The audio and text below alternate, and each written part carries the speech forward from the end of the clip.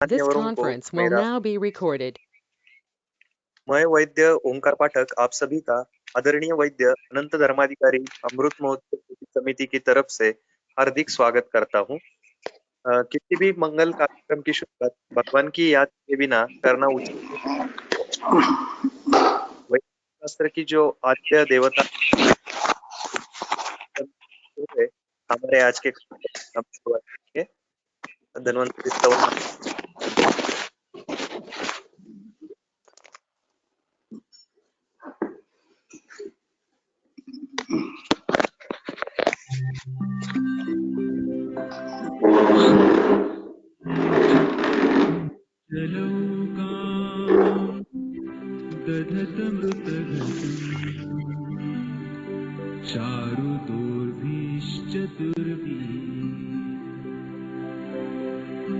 सूक्ष्मस्वच्छातिहृद्या शुकपरिविलसन् मौलिमं भोजनेत्रम्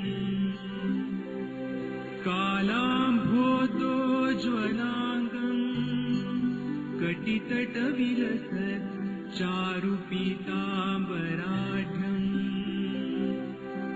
वन्दे धन्वन्तरीं तं निखिलगतवन् प्रौढदावाग्निलीलम्।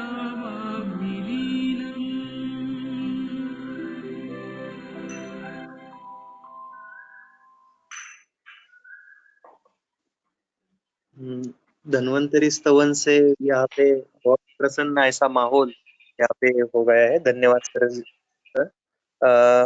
ये व्याख्यानमाला आदरणीय वैद्य धर्माधिकारी सर के अमृत महोत्सव के हम यहाँ पे ये व्याख्यानमाला का हुआ है। सभी को धर्माधिकारी सर जी का परिचय है ही। कार्यक्रम के प्रोटोकॉल के तहत मैं वैद्य अधिकारी सर का फिर से एक बार आपसे करवा देता हूँ। सर एमडी पीएचडी है, आयुर्वेदा महाराष्ट्र के तौर पर कार्यरत थे। सर निवृत्त प्राध्यापक तथा विभाग प्रमुख शासकीय महाराष्ट्र विविध शासकीय महाविद्यालय में काय चिकित्सक की भूमिका 2000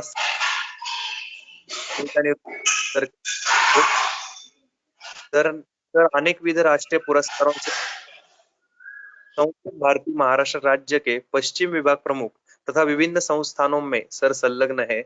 संपूर्ण भारतवर्ष में सर के अनेक विद्यार्थी है, वे अध्यापन और चिकित्सक के रूप में कार्यरत है। सर की चरक उहन नाम की किताब बहुत ही प्रसिद्ध है, वो विद्यार्थियों को बहुत ही उपयुक्त हो रही है। ऐसे हमारे आदरणीय वैद्य अनंत भगवंत धर्माधिकारी सर आज हमारे लिए यहाँ पे मौजूद है। आज सर हमारे जो अनौपचारिक सवाल होंगे आयुर्वेद के ऊपर उसका जवाब आज सर हमें देंगे। ऐसा आज का पुष्प हमारा इसके लिए हमने रखा है। इस सर से आप पूछ सकते हैं, आप आशंका हो आयुर्वेद के बारे में से चैट बॉक्स में लिख के पूछ सकते। अब आगे का जो सूत्र संचालन है इसलिए मैं आदरणीय का ज्ञान करता हूँ कि वे कार्यक्रम का आगे करें।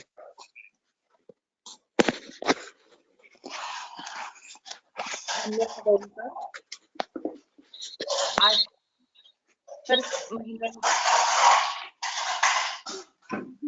तुमचं माईक बंद आहे का? डिस्टर्बन्स होत है। सब लोग अपने अपने माइक कृपया बंद रखें। कुछ सवाल हो तो चैट बॉक्स में लिख सकते हो आप। वैद्य अनंत धर्माधिकारी सर के अमृत महोत्सव के तौर पर गए 1.5 साल से महीने में एक रविवार को दोपहर में हमारा रुग्णानुभव का सेशन हर महीने में रहता है। इस महीने में हमने एक अलग सा उपक्रम लेने का सोचा था। वो है कि हम सभी के मन में आयुर्वेदीय सिद्धांतों के साथ जब हम क्लिनिकल प्रैक्टिस करते हैं तो कभी-कभी कुछ सिद्धांत हमें रुग्ण के ऊपर नहीं समझ सकते या कभी-कभी उसकी प्रचिति आने में हमारी कुछ कमी भी हो जाती है, तो हमारे मन में बहुत शंकाएं उपस्थित होती है। अगर यही शंकाओं का निरसन हम हमारे आदरणीय गुरुवर्य अनंत धर्माधिकारी सर के मार्गदर्शन से हमारे शंकाओं का निरसन अगर हम करें, तो मुझे लगता है कि उसका सभी को बहुत अच्छा लाभ होगा। क्योंकि जब हम कुछ अभ्यास करते हैं, तो अभ्यास के साथ-साथ कुछ हमारे मन में प्रश्न भी आते हैं और उसी प्रश्न का तुरंत अधिकारी के तौर पर जो धर्माधिकारी सर है, उनके साथ संवाद करके, उनके साथ कुछ प्रश्नोत्तर के साथ उसका हम निरसन करें, तो हमारा अभ्यास भी बढ़ेगा और हम चिकित्सक के तौर पर कुछ अच्छा काम करने में सभी जन अ, सफल भी होंगे। ऐसा सोच के आज का एक एक संवाद रूपी कार्यक्रम हमने रखा था। उसके लिए हमने एक गूगल फॉर्म भी निर्माण किया था और वो सर्कुलेट भी किया था और उसके साथ में ही हमने कुछ प्रश्न भी मंगाए थे। तो बहुत सारे वैद्यों ने, विद्यार्थियों ने हमारे साथ जुड़ते हुए इस उपक्रम में प्रश्न भी पूछे हैं और बहुत अच्छे-अच्छे प्रश्न पूछे हैं, जिनका सैद्धांतिक विवेचन हम सर से ही जानना चाहते हैं। तो इसी कार्यक्रम में, इसी दौर में मैं अभी प्रश्नोत्तर का जो हमारा कार्यक्रम है, वो शुरू करने जा रही हूँ। तो सबसे पहले मैं आज के इस कार्यक्रम में वैद्य अनंत धर्माधिकारी सर ने जो अपना अमूल्य समय भी दिया है और हमारे इस प्रोग्राम में उपस्थित होके हमारे शंकाओं का निरसन करने के लिए जो समय दिया है और सर स्वयं उपस्थित भी हमेशा ही रहते हैं, लेकिन आज सर ही हमारे शंकाओं का निरसन करने वाले हैं। तो उसके लिए मैं सबसे पहले सर को धन्यवाद देती हूँ। अभी आयुर्वेद शास्त्र में शास्त्र का अभ्यास और शास्त्र का प्रयोग, तो अभ्यास करते समय जैसे कि उसको पाठ करना, उसका अवबोध करना और उसका अनुष्ठान करना, ऐसी जो बात आती है। जैसे कि पहले समझ लेना है, मुखोद्गत करना है, फिर उसको समझ के उसका प्रयोग करना है। लेकिन हर एक वैद्य उसका प्रयोग जब करते हैं, तो अपने-अपने अभ्यास के अनुसार, अपने-अपने अनुभव के अनुसार, अपने-अपने गुरुओं के मार्गदर्शनों के अनुसार उसका प्रयोग करने में सफल भी होते हैं। लेकिन आजकल सभी वैद्यक शास्त्र या सभी शास्त्रों में उसमें संशोधन की भी एक अलग सी कड़ी है और संशोधन हुआ शास्त्र जो है, उसको जब हम आगे रखते हैं, तो संशोधित प्रकल्प या संशोधन से निर्माण हुआ सिद्धांत, इसके ऊपर गहरी चर्चा होने के बाद जो प्रस्थापित होता है, तो उसके लिए सबका विश्वास भी बढ़ता है। लेकिन आयुर्वेदीय सिद्धांत के ऊपर या आयुर्वेदीय शास्त्र में जो संशोधन की बात होती है, उसमें विद्यार्थियों के मन में बहुत सारे प्रश्न उपस्थित होते हैं और आजकल जो अ, पदव्युत्तर अभ्यासक्रम या डॉक्टरेट रिसर्च में जो काम होता है, उसमें कुछ बहुत अच्छा समाधान नहीं होता, ऐसा बहुत सारे विद्यार्थियों का भी मत है और सर भी उनके व्याख्यान में बहुत बार ऐसी बात बोलते हैं। तो एक विद्यार्थी ने ऐसा भी पूछा है कि हमें आयुर्वेद शास्त्र में जो संशोधन करना है, तो उसकी बहुत अच्छी सी गाइडलाइन क्या होनी चाहिए और जिससे शास्त्र का उपबृंहण भी हो और हम समाज के सामने कुछ बहुत अच्छा एग्जाम्पल भी रख सकेंगे। तो इन शॉर्ट में आयुर्वेद शास्त्र के ऊपर जो रिसर्च की, संशोधन की संकल्पना है, तो वो सैद्धांतिक तौर पर क्या होनी चाहिए और उसमें हमें कैसा काम करना चाहिए, इसके बारे में सर हमें कुछ गाइडेंस करें।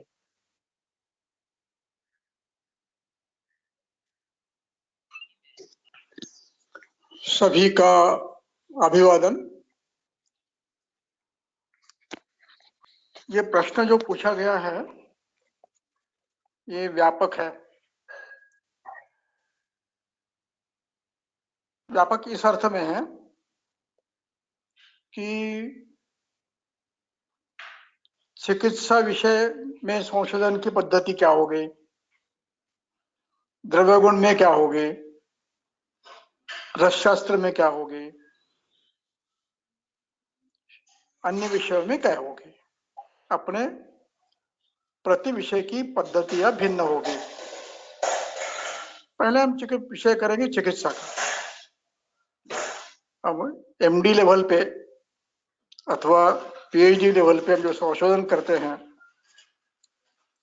इसमें हमें अपनी दिशा निश्चित करनी पड़ेगी।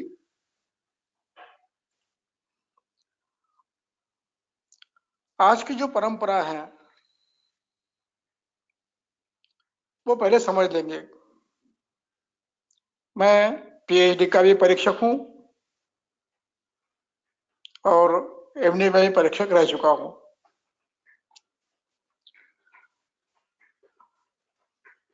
किसी व्याधि में आयुर्वेद यशस्वी होता है या नहीं होता है, इस विषय में जब संशोधन करते हैं हम, तो हम एक व्याधि और एक ड्रग लेते हैं और उसका कंपैरेटिव स्टडी मॉडर्न के ड्रग से करते हैं। ये पद्धति चल रही है। हमें क्या करना चाहिए, इस पद्धति को कैरी फॉरवर्ड करना चाहिए या आयुर्वेदीय शास्त्रीय पद्धति का अवलंब करना चाहिए।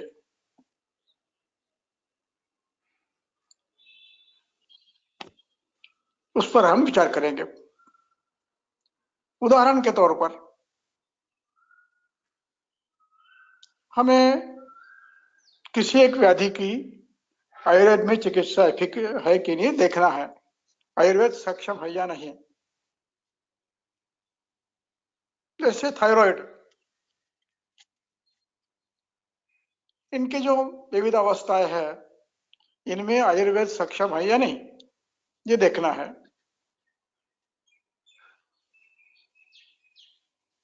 पद्धति ये रही होगी हमारी कि हम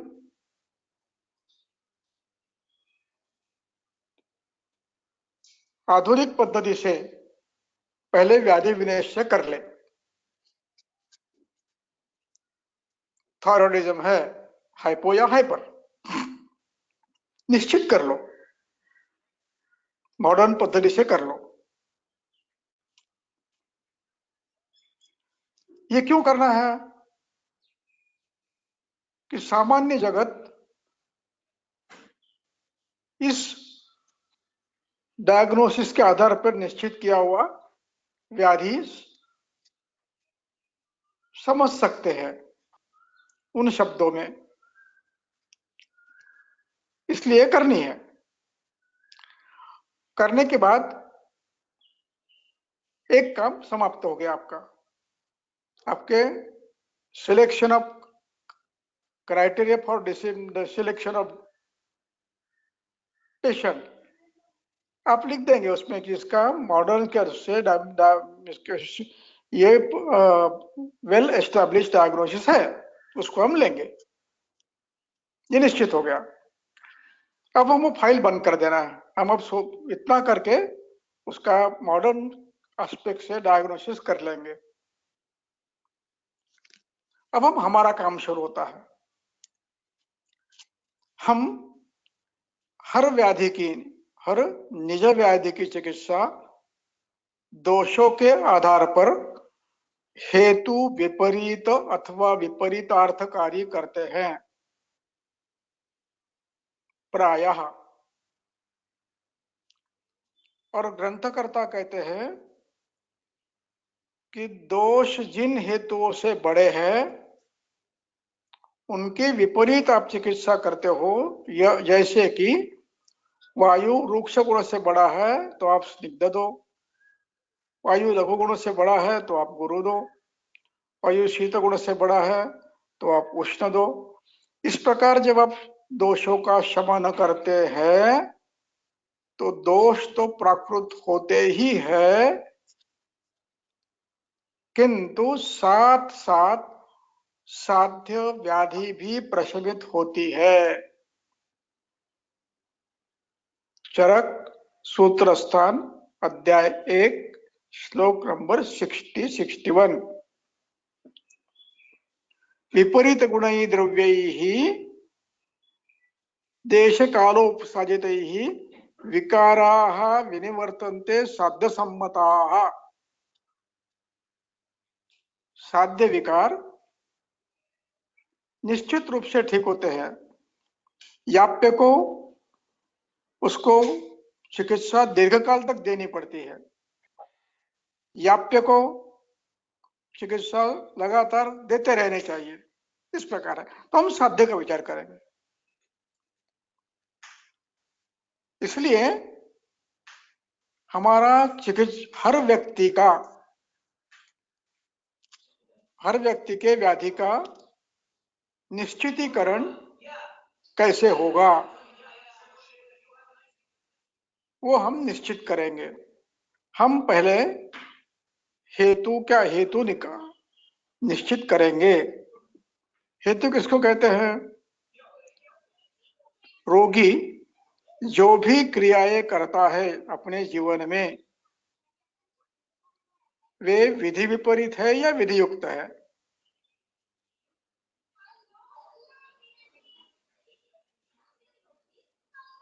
यदि विधि विपरीत है तो वो हेतु है, विधि युक्त है तो वो हेतु नहीं है। इस प्रकार पहला हमारा ये चैप्टर होगा, एम होगा या ऑब्जेक्ट कहो, to find out the causes of dosha. दोषों के वृद्धि के कारण क्या है, प्रकोप के कारण क्या है, ये पहला हमारा ऑब्जेक्ट होगा। Aim to see the efficacy of Ayurvedic line of treatment on particular disease ABCD, जो भी नाम है, ये एम होगा हमारा। और ऑब्जेक्ट होगा to evaluate, to find out the हेतुज of it.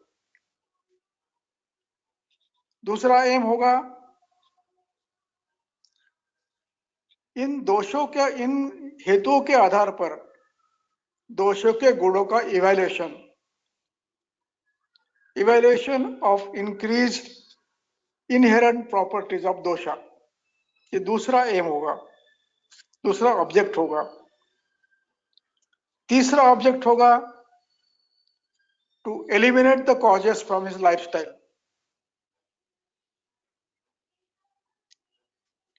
And fourth object होगा हेतु के गुणों के विपरीत द्रव्यों का चयन करना। यह हर व्यक्ति को भिन्न होगा क्योंकि उसके हेतु भिन्न होंगे। तो उस चयन के बाद, हेतु त्याग करने के बाद इस द्रव्य की योजना हम करेंगे। अब इस द्रव्य की योजना करते समय हमें व्याधि का बल भी देखना है, रुग्ण का बल भी देखना है। व्याधि का बल यदि उत्तम है, रुग्ण का बल यदि उत्तम है तो उसको चिकित्सा तीक्ष्ण देनी पड़ेगी अथवा उत्तम बलवान औषध देनी पड़ेगी। मध्यम व्यक्ति के लिए, मध्यम बल के लिए मध्यम देनी पड़ेगी और दुर्बल दोषों के लिए चिकित्सा सामान्य तौर पे सामान्य बल की देनी पड़ेगी। ये निर्णय आपको करना पड़ेगा और इस निर्णय के आधार पर हम द्रव्यों का चयन करेंगे और उसका प्रति सप्ताह 7 दिन सप्ताह में होने वाले परिणाम देखेंगे। इसमें और भी आप कर सकते हो यदि अनुमति मिलती है तो।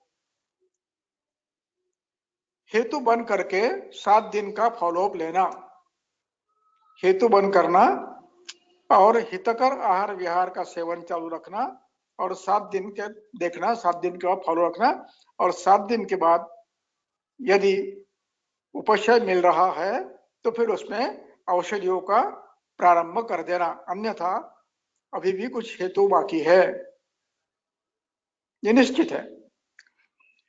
इस प्रकार आप कर सकते हैं और फिर आप हेतु विपरीत द्रव्यों का चयन करके उसकी मात्रा निश्चित करके, मात्रा प्रति व्यक्ति भिन्न होगी, उस प्रकार हम देकर हम उसका हर 7 दिन को व्याधि ठीक होने तक फॉलोअप लेंगे। और कुछ अब किसी को 8 दिन में फर्क होगा, किसमें 15 में होगा, किसमें 1 महीने में होगा।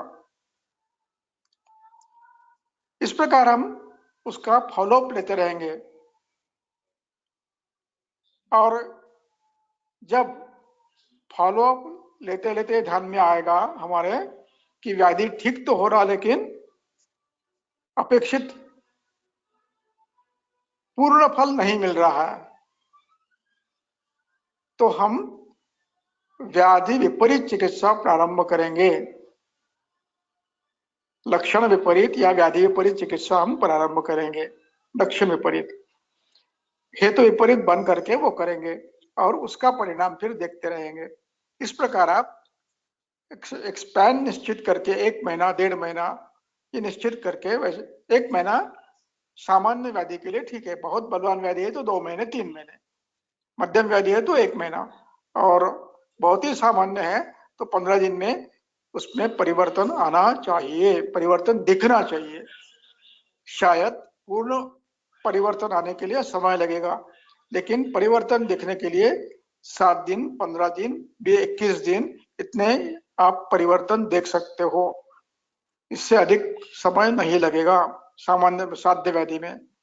और पूर्ण ठीक होने के लिए शायद फिर अधिक समय लगेगा, तो वो चिकित्सा आप कंटिन्यू कर सकते हो। लेकिन यदि लक्षणों में परिवर्तन आ रहा है, फाइंडिंग नॉर्मल की ओर जा रहे हैं, तो आप ये निश्चित कर सकते हो कि 7-15 दिन में इतना फर्क मिला है, इसके आधार पर हम ये चिकित्सा पद्धति लाभदायक है, इतना तो निश्चित कर सकते हैं। और पूर्ण ठीक होने के लिए आपको दीर्घकालीन 15 दिन के बाद, 1 महीने के बाद, 2 महीने के बाद, 3 महीने के बाद फॉलोअप लेना पड़ेगा और निर्णय करना पड़ेगा। यह हमारी पद्धति होनी चाहिए। हमारा डायग्नोसिस नाम के आधार पर नहीं है, हमारी चिकित्सा नाम के आधार पर नहीं चलती। हमारी चिकित्सा दोषों के विपरीत गुणों से, व्याधि के बल के, दोषों के हेतु के बल के आधार पर मात्रा निश्चित करके फिर हम इन टोटो व्याधि विपरीत, हेतु विपरीत, हेतु विपरीत अर्थकार यानी शोधन, इन दोनों के चिकित्सा के साथ आवश्यक हो तो शोधन करेंगे, आवश्यक है तो उल्लंघन पाचन करेंगे और शमन करेंगे। और इस प्रकार आधार पर हम हर एक ही डिसीज की, हर व्यक्ति की भिन्न भिन्न चिकित्सा करके ये निश्चित करेंगे कि ये व्याधि आयुर्वेदिक चिकित्सा से लाभ देता है, लाभ मिलता है। इस प्रकार हम संशोधन की हमारी दिशा होनी चाहिए। अब इसमें शोधन किसको करना, किसको नहीं करना, इसका भी क्राइटेरिया हमें फिक्स करना चाहिए। शोधन किसको करना, शमन किसको करना और मात्रा कितनी देना, इस पर भी आप संशोधन कर सकते हो। इस प्रकार इसकी दिशा आपकी निश्चित होगी चिकित्सा की। बाकी विषय अन्य है, उसको फिर आवश्यक हो तो उस पर चर्चा बाद में करेंगे। द्रव्य गुण है, रस शास्त्र है, इनमें संशोधन की दिशा भिन्न होगी, उस पर बाद में बात। आज हम चिकित्सा पर करेंगे आगे। इस पे कोई शंका हो तो बोलो। धन्यवाद सर, बहुत ही अच्छा स्पष्टीकरण आपने दिया है। और यही स्पष्टीकरण करते करते और सिद्धांतों को भी आपने छुआ है, जैसे कि त्यागात विषम हेतु नाम समानानां च सेवनात्। अगर हमने हेतु त्याग और समानों का सेवन किया तो विषम का अनुबंध कम हो जाता है। यही एक महत्वपूर्ण बात है। दूसरी बात है कि एक ड्रग और एक डिसीज ऐसा नहीं हो सकता। हमें इसको बुनियादी अलग अलग है, तो हमारा प्रोटोकॉल भी बहुत एक्सटेंसिव होना चाहिए और यही रियल रिसर्च की मेथड होती है। और उसी प्रकार से अगर हम रिसर्च की बात करेंगे और उसी प्रकार से हम अगर रिसर्च में काम करेंगे तो निश्चित रूप से हमारा शास्त्र बहुत आगे जाने वाला है।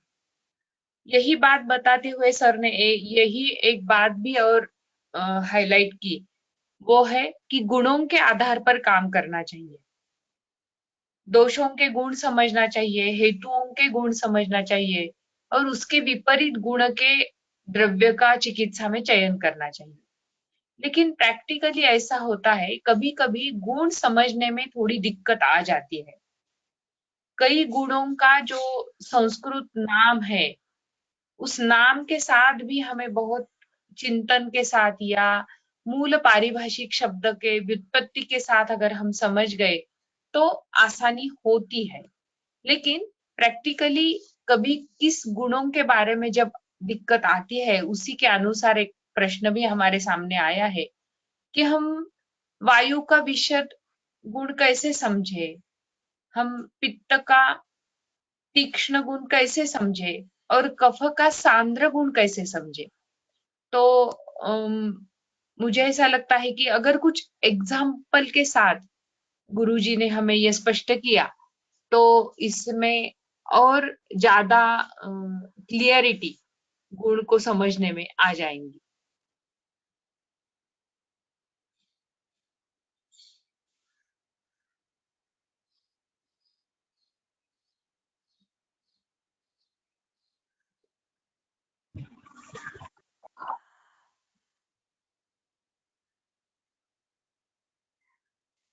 नमस्कार सर। सामान्य वृद्धि हमें यदि गुणों का अध्ययन करना है तो हमें संभव तंत्र युक्ति का प्रयोग करना पड़ता है। संभव तंत्र युक्ति का अभिप्राय यह है कि सामान्य वृद्धि कारणम ये शाश्वत सिद्धांत है। यदि कोई व्यक्ति अनावश्यक द्रवपान करता है, नियम ऐसा है, पिबेत स्वस्थोपि चाल्पशः, ऋते शरद निरागाभ्याम, शरद और ग्रीष्म को छोड़कर अन्य ऋतुओं में द्रवपान की मर्यादा अल्पाल्प आवश्यक हो उतनी ही है। यदि कोई व्यक्ति 12 माह अत्यमुपान करता है या अति द्रवपान करता है, इसका अर्थ यह हुआ कि शरीर में जितने भी द्रव पदार्थ युक्त द्रव गुण युक्त दोष है, उनका द्रव गुण बढ़ता है। इसको संभव तंत्र युक्ति कहते हैं। यदि कोई व्यक्ति लहसुन अधिक मात्रा में खाता है, मैंने नासिक में त्र्यंबकेश्वर में एक पेशेंट देखा, आया था वो, उसको एक बार पैरासिस का अटैक आ गया था।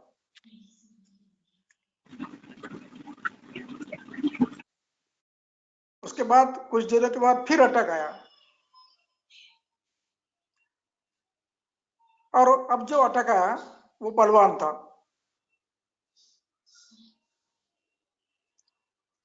मुझे दिखाने के लिए आए थे। अपना सेमिनार चल रहा था, चरक चिंतन चल रहा था। तो मैंने उसको पूछा, तो उनके डायग्नोस वगैरह साथ में लाए थे उन्होंने, तो हेमोरेजिक ये था वो। तो मैंने पूछा आप लहसुन कितना खाते हैं, तो उसने बताया मुझे कम से कम लहसुन की 10 पंखुड़ियां रोज खाती हूं, बिना ऋतु का अध्ययन किए।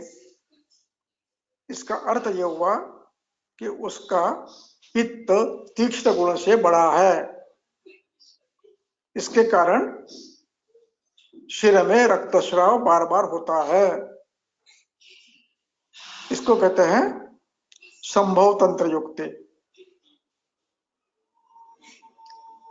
वायु का विशद गुण बड़ा है या रूक्ष गुण बड़ा है या लघु गुण बड़ा है, इसका अर्थ क्या है? इसका अर्थ यह है कि शरीर धातुओं का, शरीर स्रोतों का विशद गुण बड़ा है।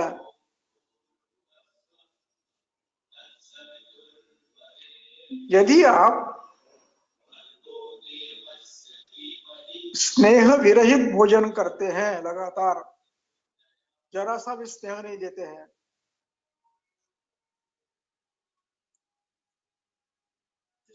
तो परिणाम यह होता है कि शरीर के धातुओं में विशद गुण बढ़ता है। विशद गुण ये पिछले गुण के विपरीत है, स्निग्ध गुण के विपरीत है। तो जो व्यक्ति रूखा भोजन करता है, स्नेह नहीं के बराबर लेता है, अथवा लेता भी है तो किंचित लेता है, और देश जंगल है, तो ये समझना है कि वायु विशद गुण से बड़ा है, रूक्ष गुण से भी बड़ा है। और कोई व्यक्ति भोजन न्यूनतम करता है, व्यायाम बहुत करता है, धूप में बहुत घूमता है, और भोजन रूक्ष और अल्प करता है, तो उस शरीर में धातुओं में लघुत्व आया है। हमें चिकित्सा लघुत्व के विपरीत गुरु गुण की अग्नि का विचार करते हुए करनी चाहिए। इस प्रकार हम गुणों का निर्णय कर सकते हो। श्लेष्मा का सांद्र गुण, शीत ऋतु में, हेमंत में आप यदि अति शीत पदार्थ, वो भी स्निग्ध, गुरु और शीत, द्रव नहीं, घन, सांद्र, जैसे खावा, दूध का उठाया हुआ खावा, अथवा गुड़, ऐसे पदार्थ बार बार खाते हो, अथवा बादाम, काजू, तो इन गुणों से अंडे, तो इनसे श्लेष्मा शीत ऋतु में सांद्र गुण से बढ़ेगा। सांद्र गुण में स्निग्ध गुण भी रहता है, तो स्निग्ध पदार्थ, गुरु पदार्थ और सांद्र पदार्थ यदि आप खाते हैं, तो उसका परिणाम शरीर में श्लेष्मा का सांद्र गुण बढ़ता है। कोरोना में जब कुछ लोग खांसते खांसते थे लेकिन श्लेष्मा निकलता नहीं था, ऐसी अवस्था थी, तो उसमें श्वेत देकर और लवणाक्त तेल देकर उसका श्लेष्मा सांद्रता उसकी दूर करनी पड़ती थी, और फिर श्लेष्मा निकलता था। इस प्रकार हर गुण का उपयोग आप विपरीत गुण आप चिकित्सा कर सकते हो।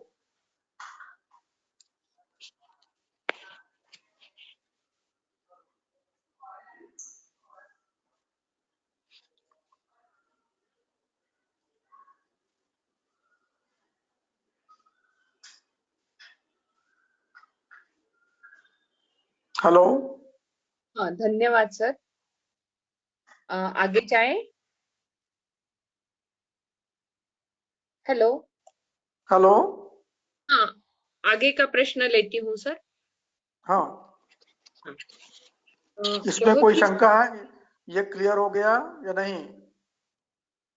इस पे किसी की शंका है तो पूछो। क्लियर हुआ है सर। आपने चलो बहुत ठीक ही है। हाँ, बहुत ही अच्छा उदाहरण के तौर से और प्रैक्टिकल उपयोग के उदाहरण, रुग्ण का उदाहरण देके भी समझाया है। तो गुण देखना है, इसका मतलब शरीर के धातुओं में हेतुओं के गुण कैसे उपस्थित हुए हैं उसको देखना है और उसकी विपरीत चिकित्सा करना है। ऐसा बहुत अच्छी तरह से आपने समझाया है। अभी हम आगे की ओर जाएंगे। बहुत बार ऐसा होता है कि हमारे जो रुग्ण होते हैं उनमें कुछ न कुछ हेतु मिलते हैं हमें। और एक प्रश्न ऐसा आया है कि विरुद्ध आहार के हेतु होते हुए भी कई रुग्ण में उसके परिणाम स्वरूप व्याधि की उत्पत्ति होती है और कई रुग्ण में कुछ भी नहीं होता, जो कि हेतु सेवन चलते रहता है। जैसे कि बहुत सारे व्यक्तियों में दही दूध भात एक साथ लेना ऐसे बहुत दिन से आदत रहती है, लेकिन सभी व्यक्तियों को कुछ न कुछ विरुद्ध आहार के व्याधि होते हैं ऐसा नहीं मिलता। किसी को होते हैं और किसी को नहीं होते हैं। तो ये कैसे समझे कि किसको व्याधि हो जाएंगे या किसी को नहीं हुए तो क्या उनके लिए वो सही है? इसके लिए सिद्धांत के तौर पर क्या समझना चाहिए और रुग्णों को कैसे समझाना चाहिए?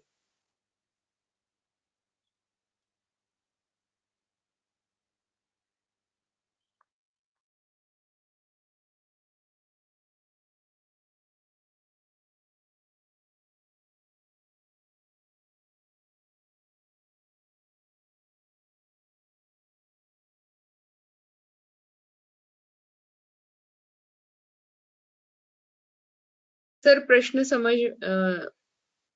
प्रश्न आपके तक पहुंचा है?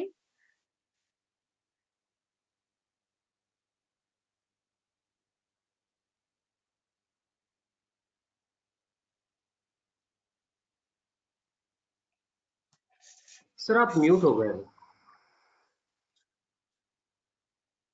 कुछ लोग विरुद्ध अन्न सेवन करते हैं, किसी को व्याधि होता है किसी को होता नहीं, ऐसा क्यों? और किसको होगा ये कैसा निश्चित करेंगे? यह प्रश्न था। राइट, बराबर है। ऐसे ही प्रश्न है ना? हाँ हाँ सर, यही प्रश्न है। हाँ, इसका उत्तर यह है कि विरुद्ध के बारे में एक नियम है। नित्य व्यायाम सेवी है, मात्रा विरुद्ध की न्यूनतम है, अग्नि उत्तम है और ऋतु और देश प्रतिकूल है।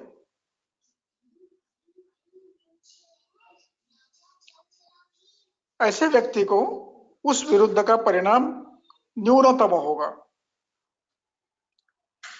जो व्यक्ति व्यायाम कभी करता ही नहीं है, करता है तो नॉमिनल करता है,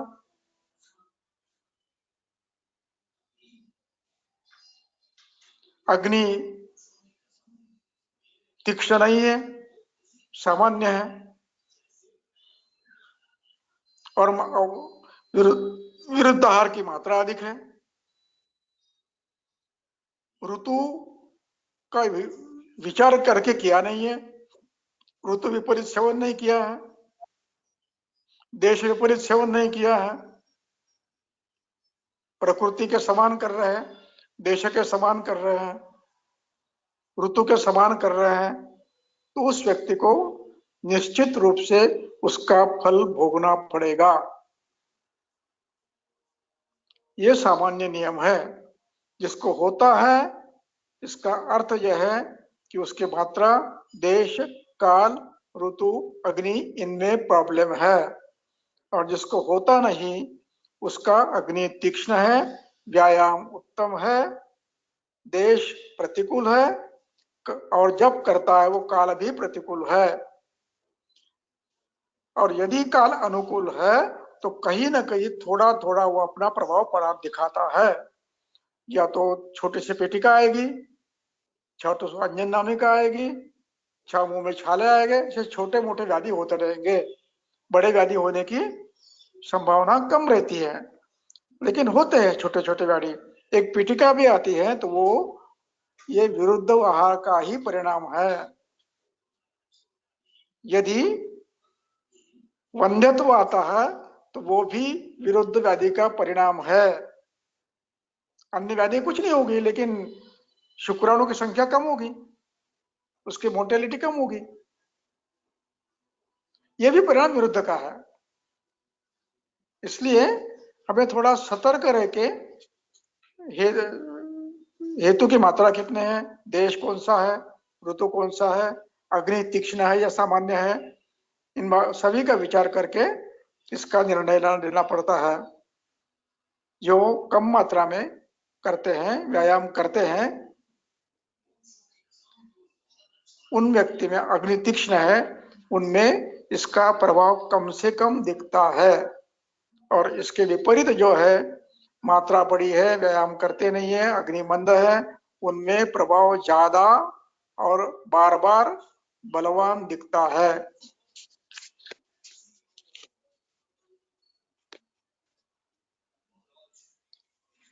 ठीक है, हाँ हाँ सर, स्पष्ट हो गया? स्पष्ट हो गया? हो गए। चरक सूत्र स्थान में एक बात बताई है कि विरुद्धम वितथम भवेत्, और किसी को विरुद्ध तकलीफ नहीं देते, उसमें यही बात बताई है। जो कर्म नित्य है, जो खराहार्य है, जिनका अग्नि उत्तम है, उन्होंने अगर थोड़ा फार विरुद्ध किया तो उनको ज्यादा तकलीफ नहीं होगी, क्योंकि उसके विपरीत कुछ न कुछ आहार और विहार में चल रहा है। दोषों की वृद्धि या दोषों का प्रकोप नहीं होता और इसीलिए वो तकलीफ नहीं देते। बहुत ही अच्छा एक्सप्लेनेशन सर ने दिया है, और यही बात हमें बहुत सारे रुग्णों में भी दिखाई देती है। अभी हम थोड़ा और आगे जाएंगे, और ये प्रश्न मुझे लगता है कि उरु स्तंभ के बारे में ये प्रश्न है, लेकिन प्रश्न की ताकत भी बहुत है। कि उरु स्तंभ में पंचकर्म क्यों नहीं किया जाता? अभी पंचकर्म चिकित्सा करते समय हमें बहुत सतर्क रहना चाहिए। जैसे कि बहुत सारे ऐसे भी व्याधि है कि जहां पर पंचकर्म का इंडिकेशन है, लेकिन योग्य अवस्था आने के बाद ही पंचकर्म करना आवश्यक होता है। अगर योग्य अवस्था प्राप्त नहीं होते हुए पंचकर्म किया गया तो उसके व्यापद ही होते हैं। और यही बात उरु स्तंभ में पंचकर्म चिकित्सा नहीं करना, ये जो सिद्धांत बताया है, तो ये क्यों है, ऐसा प्रश्न पूछा है। तो मैं सर से दो प्रश्न पूछती हूँ। एक, उरु स्तंभ में पंचकर्म नहीं करना ऐसा क्यों है, और दूसरी बात है कि अन्य व्याधि में जहां पर पंचकर्म इंडिकेशन है, वहां पर अवस्था विशेष कैसे हम समझे कि अब ये अवस्था आ गई और हमें पंचकर्म करना है।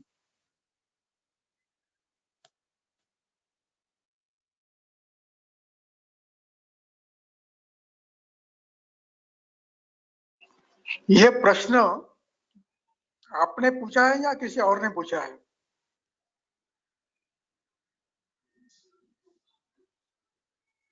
इसमें से आधा प्रश्न गूगल फॉर्म पे आया है, मैंने उसमें थोड़ी कुछ बताई लगाई है। हाँ, तो ये प्रश्न, इसका उत्तर इस प्रकार समझना है कि उरु स्तंभ शब्द का अर्थ क्या है। ये सामासिक शब्द है।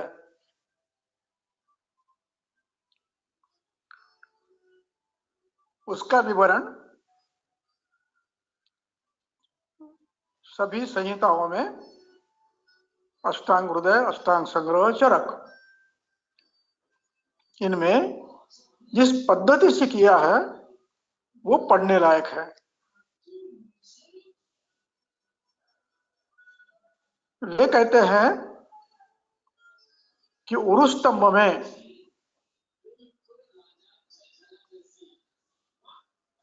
अधोगामी दोष यानी गुरु गुण के पार्थिव आप्य, उसमें आमदोष आया, मेद आया, श्लेष्म आया। ये उरु स्थान में जो श्रोतस है, रसवह, रक्तवह, मांसवह, इनकी जो सूक्ष्म शाखाएं हैं, इनमें जाकर बैठता है।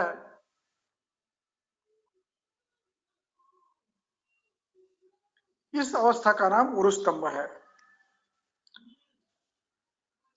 उरुगतेषु श्रोतस्सु श्लेष्म मेद आम संचयः, ये उरुस्तंभ का विग्रह है।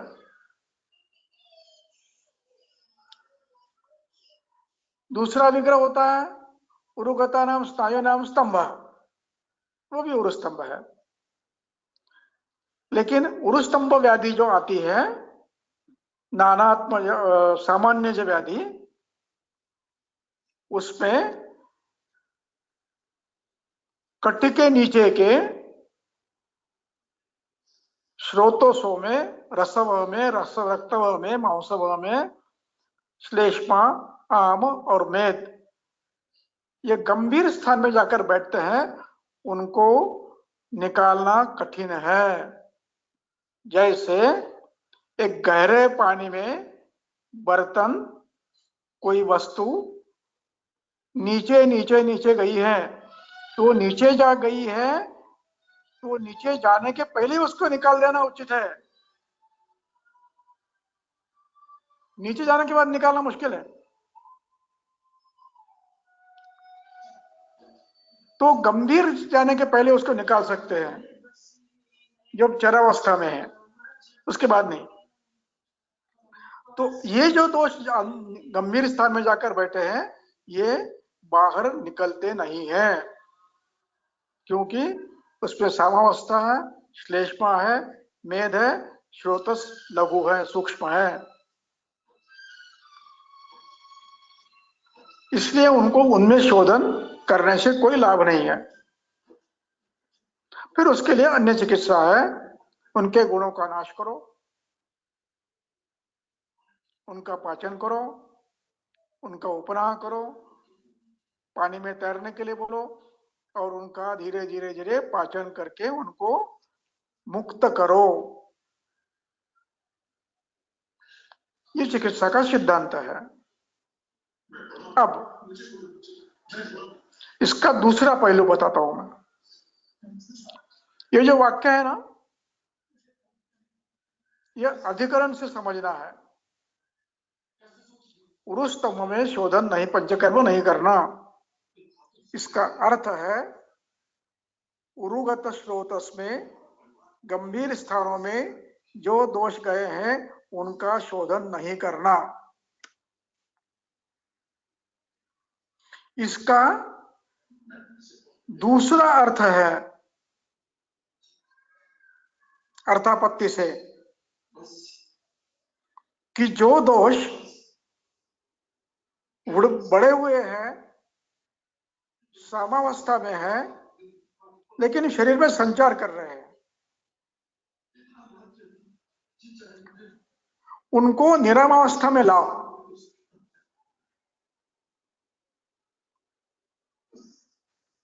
और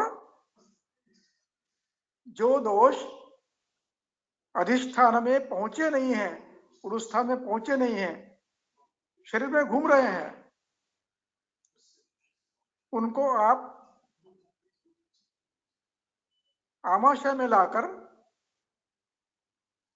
निकाल सकते हैं।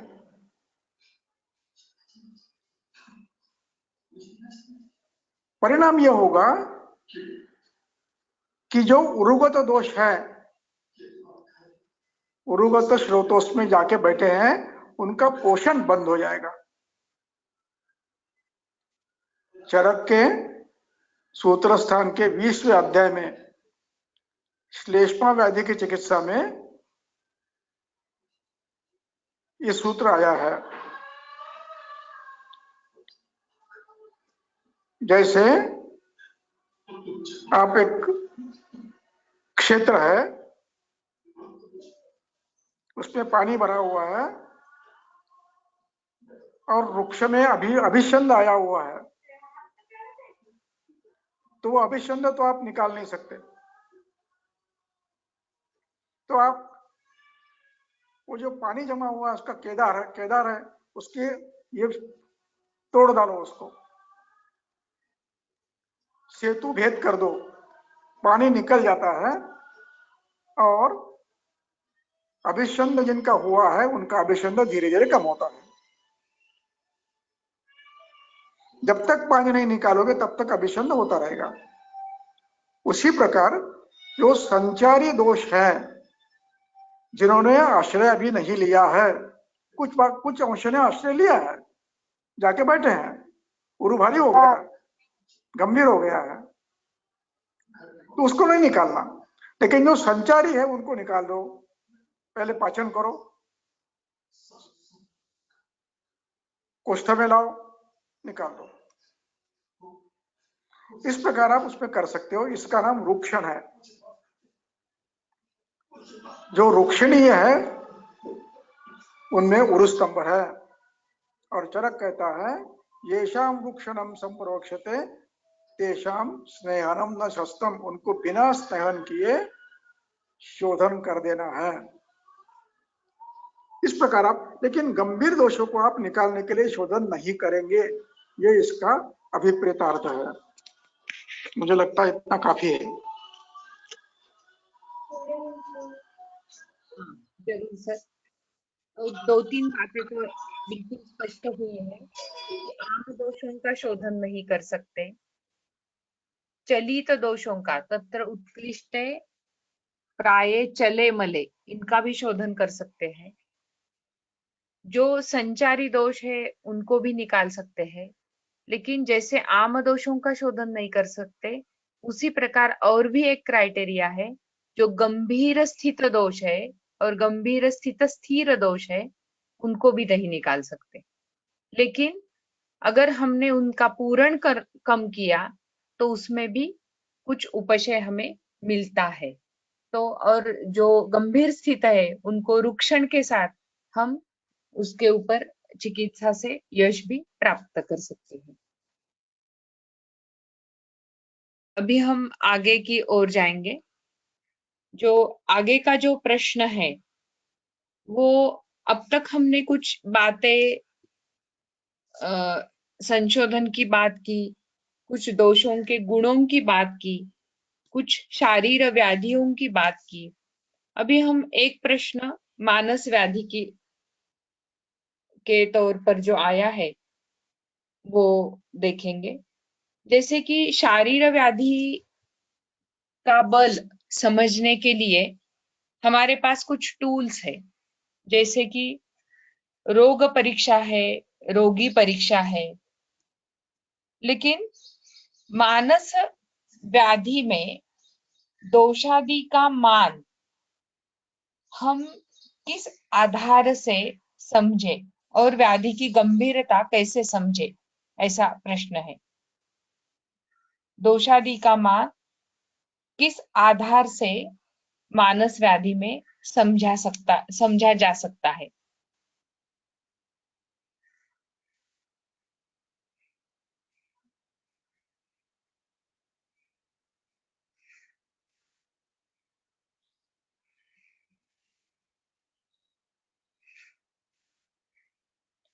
सर और एक बार प्रश्न रिपीट करूं? नहीं, समझ गया मैं। मानस व्याधि में, दोनों मानस व्याधि में, उन्माद और अपस्मार में, व्याधि बल जानने के लिए आहार विहार जन्य हेतुओं का, विधि विरहित हेतुओं का बल देखने से दोष बल का ज्ञान होता है। एक दूसरा, व्याधि उत्पन्न होने के लिए जैसे निज दोष आवश्यक है, वैसे मानस दोष भी आवश्यक है। तो उस व्यक्ति का व्यवहार, जो भी व्यवहार करता है, उसमें राजस तामस गुण कितने हैं, व्यवहार कैसे कितने हैं, तामस राजस ऐसे व्यवहार कितने करता है। ये राजस तामस व्यवहार जितने ज्यादा, इसका अर्थ यह है कि मन उन गुणों से अधिकतम व्याप्त है। और इसका वर्णन गीता के 17-18 अध्याय में किया है। तामस व्यक्ति आहार कैसे करता है, व्यवहार कैसे करता है वगैरह वर्णन किया है, अन्यत्र भी कई होगा। तो उस आधार पर उदाहरण के तौर पर एक तो मैंने कहा कि आहार विहार में विधि विरहित है, जैसे विरुद्धासन है, नित्य करता है,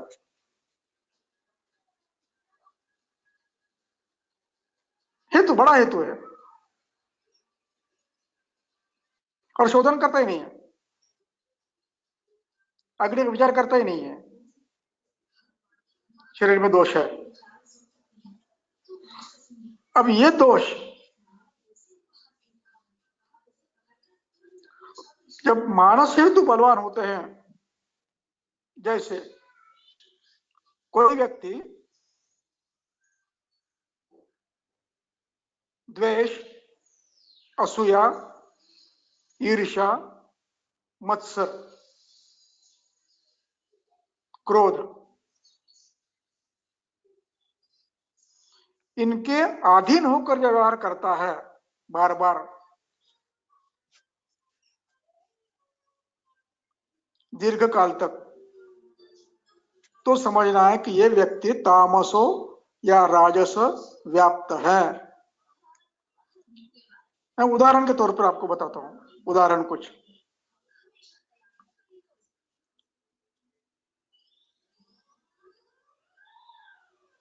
आज के वातावरण में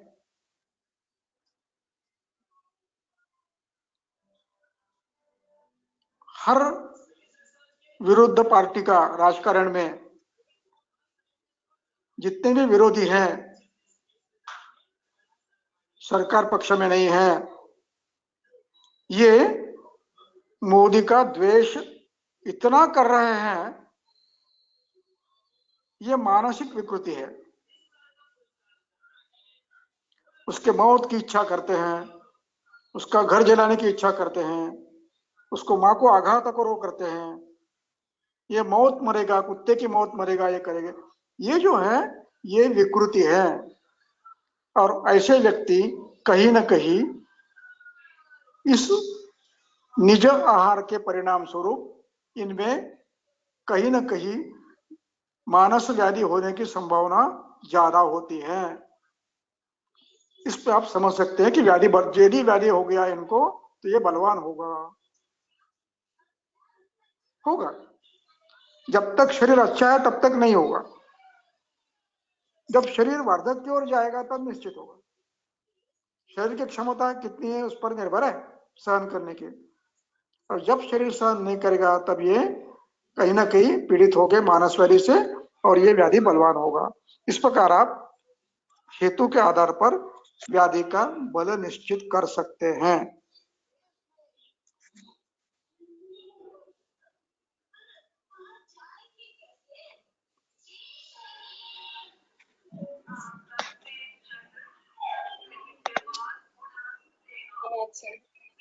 जैसे कि शारीर व्याधि में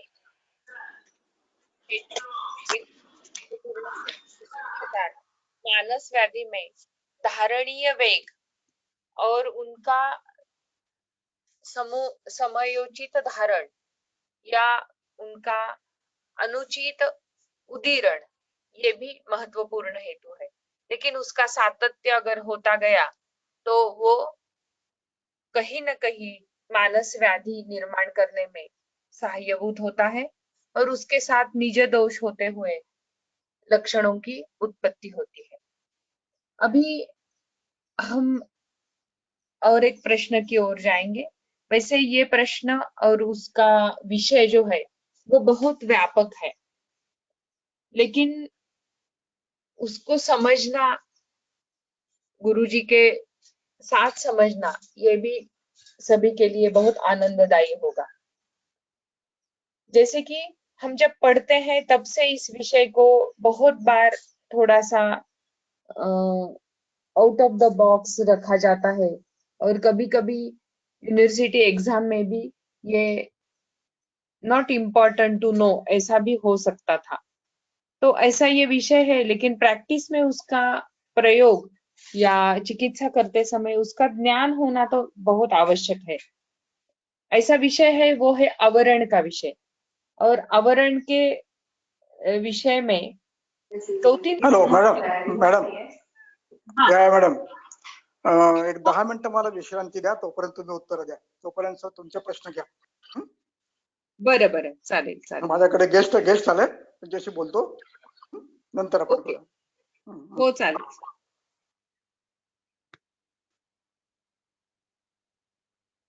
अभी आवरण की जो बात है वो हम सर के साथ ही बात करेंगे। दूसरा प्रश्न में, क्योंकि आवरण के ऊपर 2-3 प्रश्न आए हैं और उनको कंबाइन करके एक स्पष्टीकरण सर के साथ हम लेने वाले हैं, तो उसके सर जब तक हमसे जुड़ते नहीं है तब तक मैं कुछ और प्रश्न भी आपके साथ डिस्कस करना चाहती हूँ।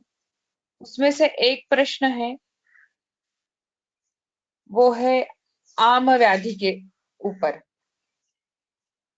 आमज अवस्था है तो उसमें कौन से कल्प का प्रयोग किया जाना चाहिए, ऐसा एक प्रश्न है।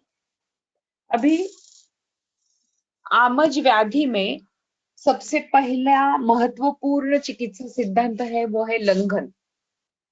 और लंघन के साथ जब हम चिकित्सा करते हैं तो बहुत बार अद्रव्य चिकित्सा से लंघन किया जाता है और वो ज्यादा परिणामकारी हमें दिखाई देता है। और लंघन की चिकित्सा अनशन से भी शुरू होती है, अल्पाशन से भी की जाती है, और कुछ पाचक औषध के साथ आहार का नियोजन करने से भी होती है। और ये सभी बातें आम चिकित्सा के लिए बहुत महत्वपूर्ण है। तो जैसे कि हमें मालूम है कि ज्वर चिकित्सा में एक चिकित्सा सिद्धांत है, वो है काल। तो काल इसका मतलब लंघन के साथ विशिष्ट काल तक उपेक्षा करना, अपने आप आम दोषों का पाचन होता है और ज्वर में हमें उपशय भी मिलता है। तो उसी प्रकार आम की चिकित्सा करते समय सबसे पहले महत्वपूर्ण बात है, वो है लंघन। तो वहां पर द्रव्य की या कल्प की उपाय योजना महत्वपूर्ण जितनी नहीं है उतनी ही महत्वपूर्ण बात है, वो है अल्पाशन, लघ्वाशन और अनशन से लंघन करना। और एक सूत्र ग्रंथ में बताया है, वो है आमज व्याधि के चिकित्सा में आमोत्पत्ति से जो बलवान व्याधि निर्माण होता है, मात्राशीतीय अध्याय में जिसका वर्णन किया है, वो है अलसक और विलंबिका। जहां पर महत्वपूर्ण चिकित्सा है, जो आमोत्पत्ति हुई है उसका परिणमन करना आवश्यक है। और वहां पर अष्टांग हृदय में और अष्टांग संग्रह में एक सूत्र आया है कि आमोत्पत्ति से अग्नि इतनी दुर्बल होती है कि वो आहार परिणमन के लिए भी सक्षम नहीं होती। ऐसा अग्नि की दुर्बलता आहार भी परिणमन नहीं कर सकती, आम दोष का भी परिणमन नहीं कर सकती, तो वो आहार का क्या पचन करेगी, वो कल्प का क्या पचन करेगी। तो इसलिए आमोत्पत्ति में सबसे महत्वपूर्ण चिकित्सा कल्प के अलावा वो जो है वो है लंघन चिकित्सा। लेकिन जब आमोत्पत्ति दीर्घकालीन है और ऐसे आम दोष धातु में हमें उसकी उपस्थिति दिखाई दे रही है, रस धातु के कुछ लक्षण दिखाई दे रहे हैं, मांस धातु के, मेद धातु के लक्षण दिखाई दे रहे हैं, लेकिन जाठराग्नि में क्षुद्बोध हो रहा है, ऐसा जब रुग्ण में दिखाई देता है तो प्रायः वो क्षुधा जिसको हम झूठी भूख कहते हैं वही होती है। तो वहां पर भी लंघन का एक विशेष महत्व है, अनशन का, अल्पाशन का, लघ्वाशन का, संसर्जन क्रम का एक विशेष महत्व है। लेकिन प्रश्न महत्व से आता है कि हम कल्प क्या दें।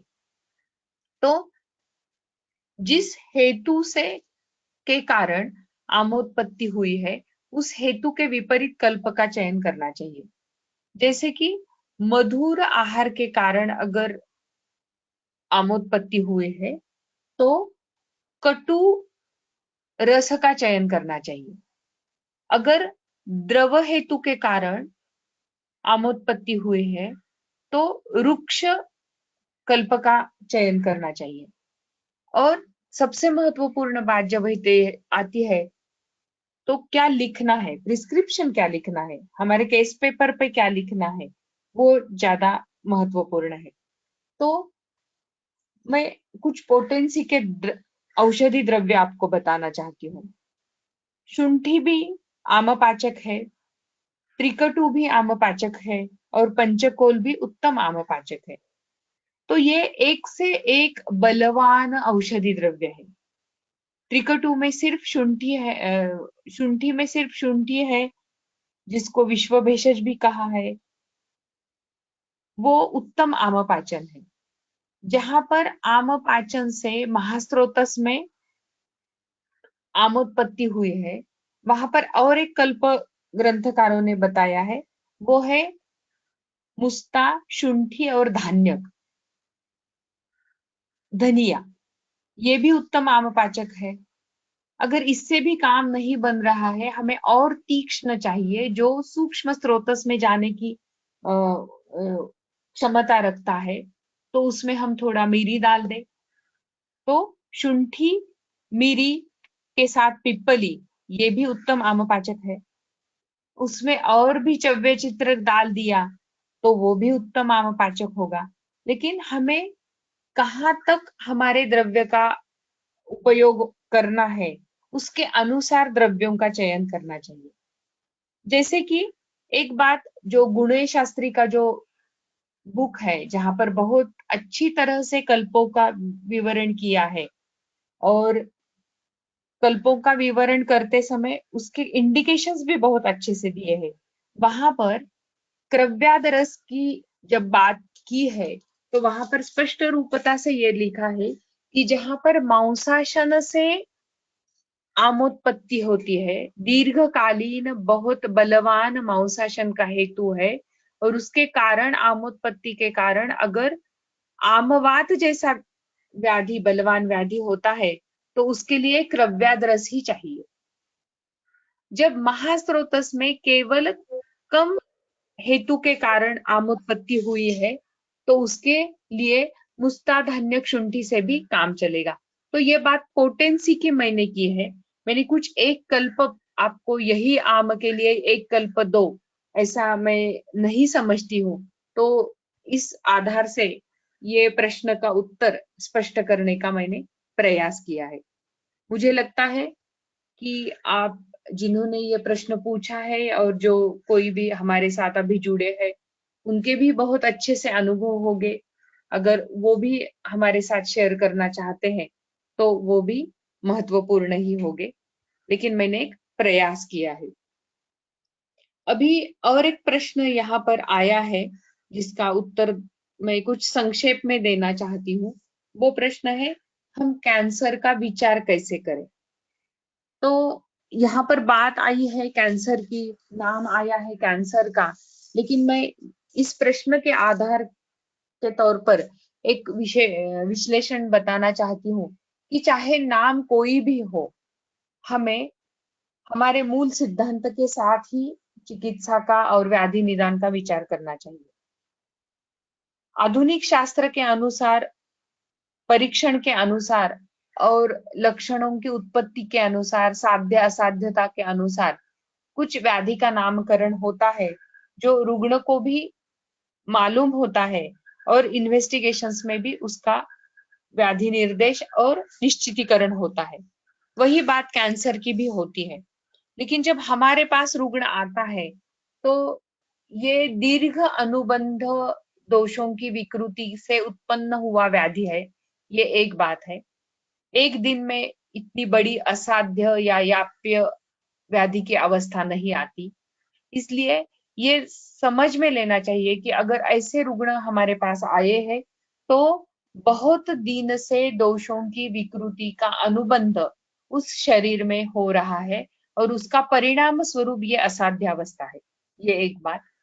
दूसरी बात यह है कि दीर्घ अनुबंध दोष विकृति के कारण जहां पर केवल संसर्ग सन्निपात के अलावा आवरणजन्य व्याधि, गंभीर दोषगत व्याधि, मर्मस्थानगत दोषों की विकृति, ये भी समझना चाहिए। ऐसा भी विचार हम कैंसर के रुग्ण के निदान के बारे में हमें करना चाहिए। तीसरी और एक बात कैंसर के रुग्ण के विचार करते समय हमें करना बहुत निश्चित है कि बहुत सारे व्याधि हमारे यहाँ ऐसे वर्णन किया है कि जो व्याधि बाध्यते सदारम अपत्यम, इसका मतलब है कि जो व्याधि उस व्यक्ति को होता है इतना ही नहीं, वो अगले जनरेशन में भी जाता है। और इसके लिए भी एक कारण है, वो है दोषों की विकृति और उसका विकृति के कारण जो बीज अवयव भाग और बीज अवयव भाग दूषित होते हैं और वही जब गर्भधारणा होती है उसी के साथ ही जब गर्भधारणा होती है तो वो आनुवंशिकता के साथ वो व्याधि होते हैं। तो हमें बहुत बार ऐसे दिखाई देता है कि कुछ ब्रेस्ट कैंसर में, कोलोन कैंसर में जेनेटिक फैक्टर भी इम्पोर्टेंट है या फैमिली हिस्ट्री भी इम्पोर्टेंट है। तो यही बात आयुर्वेदिक शास्त्र सिद्धांत के साथ भी बताई है, जो अर्श चिकित्सा में ग्रंथ में बहुत अच्छी तरह से स्पष्ट की है। तो ये भी बात हम हमारे आयुर्वेद शास्त्र सिद्धांत के साथ ही कैंसर का विचार करते समय निश्चित रूप से देखें। अभी कैंसर को समझने के लिए मैंने ये 3 बात शॉर्ट में बताने का प्रयास किया है। लेकिन जब हमारे पास रुग्ण आता है तो उसकी चिकित्सा के समय हम क्या विचार करें, तो मैं 2-3 बातें ही आपको समझना चाहती हूँ। भले वो नाम बहुत बड़ा हो, कैंसर जैसा व्याधि हो या अनुक्त व्याधि हो, लेकिन उस नाम से हमें डरना नहीं है। हम हमारे सिद्धांत के साथ अगर चलते गए तो निश्चित रूप से ऐसे असाध्य व्याधि भी हम रुग्ण का परिपालन, यापन और उसको वेदना रहित रखना ये निश्चित रूप से साध्य कर सकते हैं। इसका एक उदाहरण मैं बताती हूँ कि मेरे पास 2 साल पहले एक उदर अवस्था की रुग्णा मेरे पास आई थी। उसका डायग्नोसिस सीटी स्कैन, सीटी एब्डोमेन और बायोमार्कर के साथ हुआ था। उसको हिपैटोसेल्युलर कार्सिनोमा था और ह्यूज एसाइटिस के साथ वो मेरे चिकित्सालय में आई थी। लेकिन मैंने उसका निदान पहले तो अम्ल पित्त और दीर्घ अनुबंधित अम्ल पित्त ऐसा किया और उसके कुछ हेतु भी थे। ये केस मैंने कभी एक सेमिनार में भी डिटेल रूप से रखी थी। और केवल अम्ल पित्त की चिकित्सा करते हुए जब उदर अवस्था थी उसके लिए मैंने मूत्र विरेचन और पुरीश विरेचन, ये भी मृदु मात्रा में लेकिन नित्य, ऐसा चिकित्सा का सिद्धांत रखा। उस पेशेंट को उनके ऑन्कोलॉजिस्ट ने बताया था कि आपके लिए अभी इंडिकेशन है केमोथेरेपी के साथ भी अगर आपने चिकित्सा ली तो आपका सर्वाइवल ज्यादा से ज्यादा 10 महीने का है। और अगर आपने केमोथेरेपी नहीं भी ली, क्योंकि हिपैटोसेल्युलर कार्सिनोमा में केमोथेरेपी का बहुत अच्छा फायदा होता है, ऐसे बहुत रुग्णों में अनुभव नहीं है, तो वो अगर आपने ली भी तो भी आपका आयुर्मान 10 महीने से ज्यादा नहीं है, और नहीं ली तो भी उतना ही है। और वो रुग्णा कम से कम 2 साल से मेरे संपर्क में है। अभी उसका नॉर्मल लाइफ बहुत ही अच्छी तरह से जा रहा है। उसका आसाइटिस केवल आयुर्वेदीय चिकित्सा, आहार पथ्य पालन, मूत्र विरेचन और पुरुष विरेचन से अभी एब्डोमेन में फ्लूइड नहीं है, इसके रिपोर्ट्स भी मेरे पास है। और उस रुग्ण में जो लाक्षणिक उपशय था वो तो 90% लाक्षणिक उपशय है, लेकिन जब हम इन्वेस्टिगेशन करते हैं तो यूएसजी में फ्लूइड नहीं दिखाई देता, सीटी स्कैन में लीवर हिपेटोमेगाली थोड़ी है, लेकिन जब हम बायोमार्कर्स देखते हैं, अल्फा फीटोप्रोटीन देखते हैं, लीवर फंक्शन नॉर्मल है, लेकिन अल्फा फीटोप्रोटीन देखते हैं तो वो ग्रेजुअली बढ़ रही है। इसका मतलब कुछ ना कुछ शरीर में कुछ विकृति दर्शक बात हो रही है। और जब तक ये रुग्णा हेतु नहीं सेवन करेगी, पथ्य पालन करेगी, आहार विहार और मानस स्थिति अच्छी से रहेगी, तो वो निश्चित रूप से वेदना मुक्त रहेगी। मैं ऐसा नहीं कहती हूँ कि मैंने उसका हिपेटोसेलुलर कार्सिनोमा ठीक किया है, लेकिन उसको वेदना रहित करने का प्रयास केवल आयुर्वेदीय चिकित्सा सिद्धांत के साथ दिया है। तो ये बात मैंने ये प्रश्न के साथ आपके सामने रखने का प्रयास किया है। अभी हम नेक्स्ट क्वेश्चंस लेने के पहले सर, मुझे लगता है 10 मिनिट हुए हैं। सर तुम्ही जॉईन होऊ शकताय परत?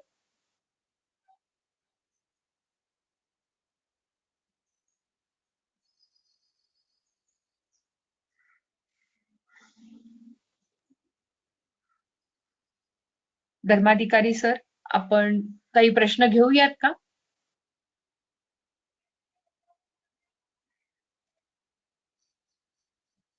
मुझे लगता है सर भी उनके यहाँ कुछ गेस्ट आए हैं, कुछ बिजी है, तो मैं और एक प्रश्न लेती हूँ तब तक।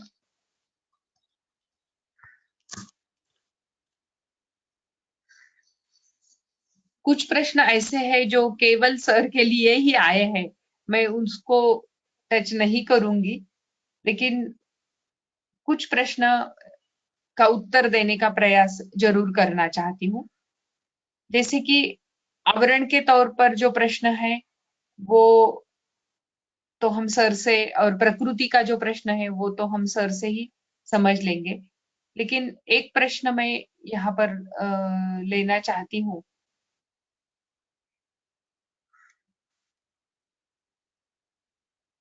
तंत्र युक्ति का प्रश्न भी हम सर से ही बात करेंगे।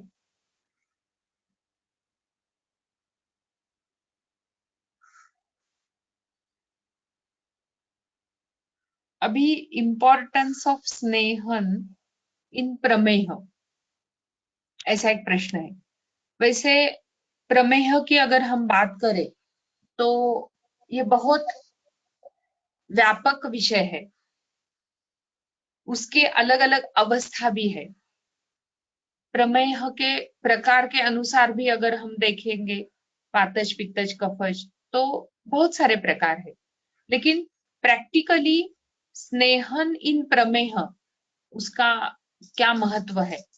अभी जब हमारे पास रुग्ण आते हैं जिनका कोलेस्ट्रॉल बढ़ा है, जिनको हाइपरटेंशन है और जिनको डायबिटीज है, और जो आधुनिक चिकित्सक के पास जाते हैं तो उनका स्नेह चिकित्सा या स्नेह आहार, जैसे कि अच्छा घी है, वो पूरा बंद किया जाता है, लेकिन मुझे लगता है उसके भी कुछ दुष्परिणाम उनके शरीर में दिखाई देते हैं। और दूसरी एक बात है कि प्रमेह की संप्राप्ति एक पिक्युलैरिटी है। कभी भी प्रमेह का जो प्रथम अवस्था में निदान होता है वो संतर्पणोत्थ कफज प्रमेह होता है। इसकी संप्राप्ति चरक संहिता में कुछ विशिष्ट शब्दों से दी है, वो बहुत डिटेल विषय है। इसके कुछ लेक्चर्स धर्माधिकारी सर के भी यूट्यूब चैनल पे है, सभी जन वो भी सुन सकते हैं। लेकिन कुछ महत्वपूर्ण बातें मैं बताऊंगी कि प्रमेह की संप्राप्ति में जो पिक्युलैरिटी है, पहले संतर्पण के साथ कफज हेतुओं के साथ प्रथमतः श्लेष्मा और मेद में बहुद्रवता और अबद्धता, ये इसकी पर्टिकुलरिटी है। और ऐसी अवस्था में, प्रथम अवस्था में जो चिकित्सा सूत्र है वो अपतर्पण चिकित्सा सूत्र है, अपतर्पण करना चाहिए। उसके साथ आहार नियोजन, विहार नियोजन, और अगर जरूरत है तो व्याधि प्रत्यनिक औषधि, ये महत्वपूर्ण है। लेकिन जब तब भी हेतुओं का सेवन, ये अबद्ध और बहुद्रव श्लेष्मा होते हुए, धातुओं में शैथिल्य आते हुए, अगर ऐसी शरीर में पित्त के हेतु अगर सेवन हुए तो वो कन्वर्टेड इनटू पित्तज प्रमेह। और इन सभी में क्या होता है कि शरीर के धातुओं का भाग, ओज का भाग, धातुसार का भाग, वो मूत्रत्व को प्राप्त होता है और वो शरीर के बाहर निकलने लगता है, और इसी प्रकार अपतर्पण होते जाता है। और ये अगर दीर्घ अनुबंध से हुई प्रमेह की संप्राप्ति, ये अगर उपेक्षित रही और इसकी योग्य चिकित्सा नहीं हुई तो ये प्रमेह अंततः वातज प्रमेह में परिवर्तित होता है।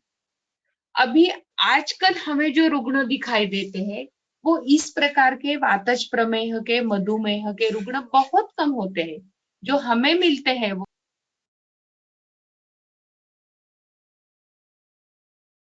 17वें अध्याय में जो संप्राप्ति बताई है उसी के रुग्ण हमें ज्यादा मिलते हैं। लेकिन ये जो वातज प्रमेह की जो अवस्था आती है, वहां पर स्नेह चिकित्सा का एक विशिष्ट महत्व है। अभी ये स्नेह चिकित्सा करते समय भी बाह्य स्नेहन, अनुवासन बस्ती और आहार के तौर पर और सिद्ध स्नेह चिकित्सा, इनका समावेश हमें करना चाहिए। योग्य अवस्था आने के बाद और योग्य अग्नि की रक्षण करते हुए स्नेह चिकित्सा करना आवश्यक है। जैसे कि प्रमेह में भी एक चिकित्सा सूत्र है, मेहेशु संतर्पणमेव कार्य, और ये संतर्पण चिकित्सा करने के लिए जैसे वसंत कुसुमाकर रस का प्रयोग करने का भी बहुत अच्छा परिणाम मिलता है, उसी प्रकार सिद्ध स्नेह का और तिक्त रस से सिद्ध स्नेह का प्रयोग, चाहे वो बस्ती में हो, चाहे वो शमन स्नेह में हो, चाहे वो अभ्यंतर आहार्य द्रव्य के साथ स्नेह में हो, तो उसका प्रयोग अच्छा लाभदायी होता है। मुझे लगता है कि इसके साथ मैंने थोड़ा स्पष्टीकरण करने का प्रयास किया है। अभी हम और एक बार सर हमसे जुड़े हैं क्या देखेंगे? हाँ सर, घेऊ पुढचा प्रश्न? हो हो हो, एक मिनिट। अभी जो आवरण की बात हम कर रहे थे, तो आवरण के ऊपर हम जाएंगे। आवरण के ऊपर दो प्रश्न है। एक प्रश्न है कि आवरण रुग्ण में कैसे समझा जाता है, आवरणजन्य संप्राप्ति कैसे समझेंगे, उसका परीक्षण कैसे करेंगे, और आवरण की चिकित्सा कैसे करेंगे, क्लिनिकल डायग्नोसिस कैसे करना है और चिकित्सा कैसी करनी है। ऐसे 2-3 प्रश्न मैंने एक साथ आवरण के लिए है, तो सर इसका एक्सप्लेनेशन करेंगे। थोड़ा रिपीट कर, फार मोठा झाला प्रश्न आहे। प्रत्यक्ष रुग्ण में आवरण कैसे समझा जा सकता है? बस एवढंच पुढे, सध्या एवढंच पुढे।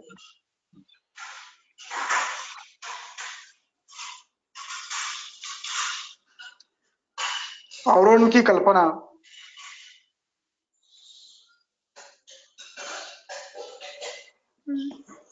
बड़ी अद्भुत है। आवरण शब्द से केवल मार्गावरोध इतना मात्र अर्थ नहीं है, वो तो है। मार्गावरोध जो तो अर्थ कल्पना है, इसके अतिरिक्त अन्य कल्पनाएं भी ग्रंथ में है। जैसे मार्गावरोध कल्पना हम लेंगे, श्वास व्याधि में उदक वह में, मूत्र वह में, स्वेद वह में,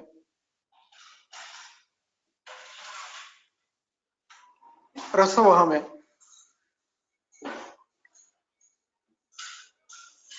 जब श्रोतोरोध होता है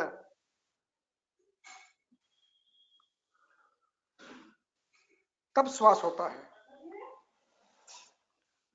अब यहां पर यह श्रोतोरोध यह आवश्यक नहीं है कि उरस्थान में ही हो, उरस्थान में भी हो सकता है, लेकिन आवश्यक नहीं है। ये कहीं भी, ये पूरे शरीर में जो व्यापक स्वेदवह, मूत्रवह, रसवह, रक्तवह,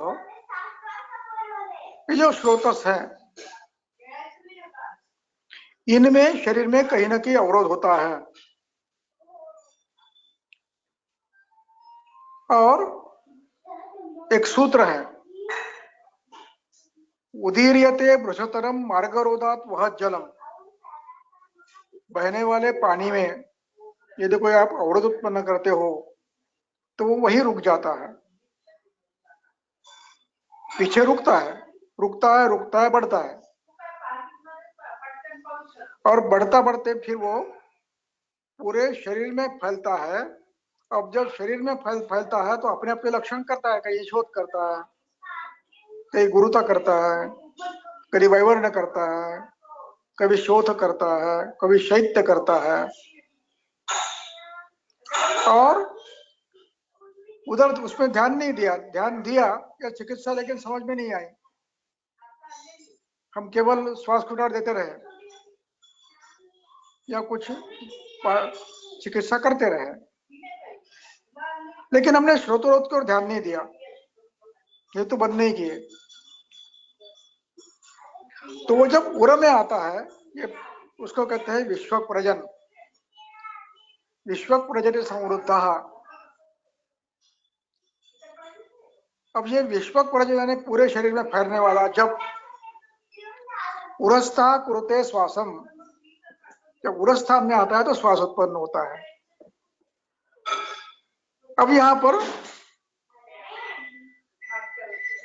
संभव तंत्र युक्ति से यह समझना है कि उरस्थान में श्लेष्म संचय, श्लेष्म वृद्धि अचानक क्यों हो गई है।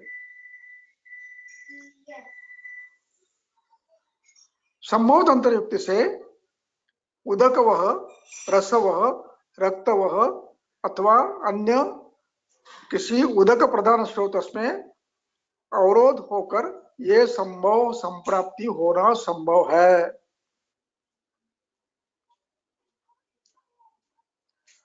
तो जब व्याधि उत्पन्न हो जाती है और उसके पूर्व रूपों में कहीं ना कहीं शोथ, कंडू, उत्सेद वगैरह दिखने लगते हैं, शूल, समझना किसी रसवह में या रक्तवह में या मांसवह में आवरण हुआ है, और इसका परिणाम आज नहीं, कल नहीं, उस पर चिकित्सा आपने नहीं की तो उसका परिणाम व्यापक व्याधि में हो सकता है। यानी आवरण का पहला चिन्ह है श्रोतोरोध, यदि है तो कहीं ना कहीं शूल, शोथ, स्तंभ इत्यादि, वैवर्ण, उत्सेद, दाह इत्यादि, और वो लोकलाइज होता है जहां औरत है उसके पीछे। यही समझना है कि यह अवरोध हुआ है। और इसका परिणाम जाकर फिर अन्य व्याधियां हो सकती है, व्यापक रूप में ये व्याधियां फैल सकती है। ये एक प्रकार आवरण का हुआ। तो आवरण प्रायः स्थान संश्रय के बाद उत्पन्न होने वाले लक्षणों के आधार पर निर्माण होता है। स्थान संश्रय ध्यान में नहीं आता है, लेकिन स्थान संश्रय का परिणाम स्वरूप होने वाला लक्षण यह बताता है कि यही कहीं ना कहीं अवरोध है।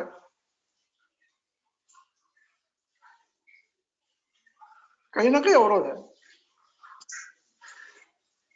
इसलिए बलवान मात्रा में दोष बाहर घूम रहे हैं और यहां आ गए हैं। इस प्रकार शोथ, शूल, स्तंभ, राग, कंडू, वैवर्ण्य ये लक्षण जहां पर उत्पन्न होते हैं, यहां प्रायः स्रोतसों में आवरण बना हुआ है। छोटा होगा, लघुत्तम होगा, बृहत होगा, ये समझ सकते हैं आप। ये एक आवरण हुआ। दूसरा आवरण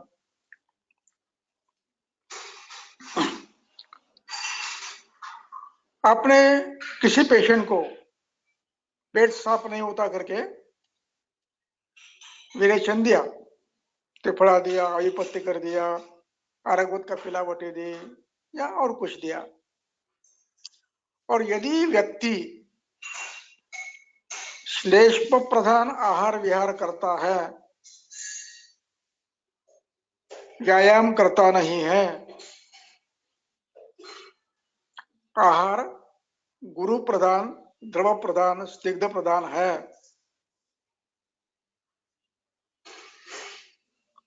ऐसे व्यक्ति में आप जब विरेचन देते हो पेट साफ करने के लिए, तब आमाशयस्थ श्लेष्मा पक्वाशय में आता है।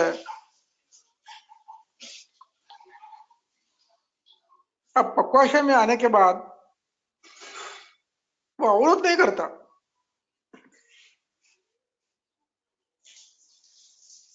उसका स्रवंस हुआ है। अब वो नाभि समन्तात गौरव निर्माण करता है।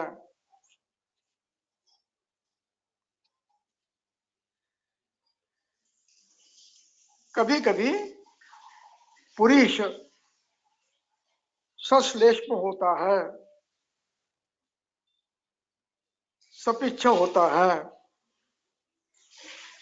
और गुदशोथ होता है, प्रवाहन करता है, कृते पे कृत संज्ञता उत्पन्न होती है, ये भी आवरण है।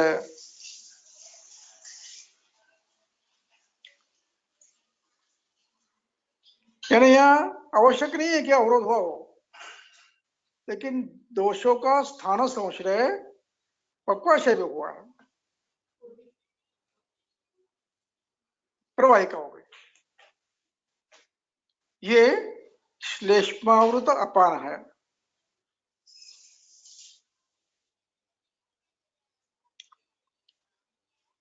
अब दूसरा उदाहरण, पित्तावृत अपान। पित्त अपान क्षेत्र में आया, अत्यार्थ, पाक, गर्भाशय मुखपाक, अत्यार्थ, गुदपाक, मूत्रवह का पाक, ये लक्षण उत्पन्न होते हैं। ये है पित्तावृत अपान। यानी आवरण नहीं है, अपना प्रभाव पड़ रहा है। इसलिए संस्कृत शब्द है अभिभवन। आमाभिभूत कोष्ठस्य, कोष्ठ महास्रोतस आम से आम के प्रभाव में है, इसलिए स्थैमित्य गुरुता है, ज्वर भी है, इसको अभिभवन कहते हैं। जब कोई व्यक्ति